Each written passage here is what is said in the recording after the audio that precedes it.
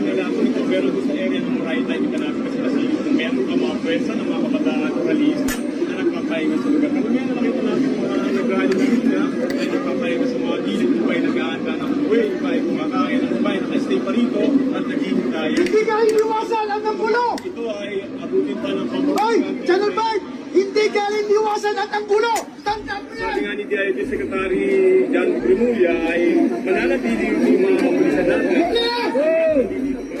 Wala ang tagaliwasan ang gulo dito! Wala! Nagkagaling na simbol niya! Bias sa narrative.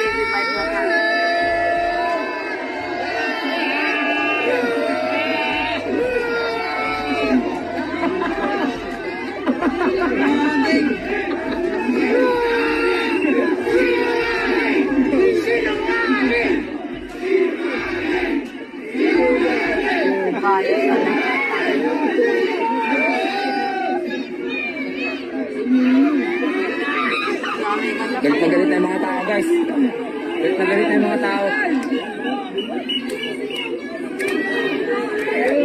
Sabi ko sa inyo, bias ang News 5 eh.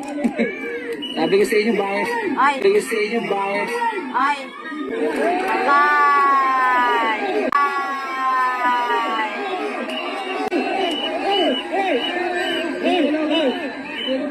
Aray ko!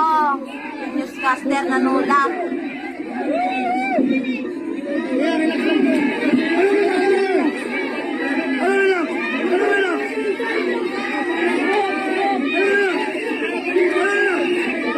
Patay ka! Bias ka ha!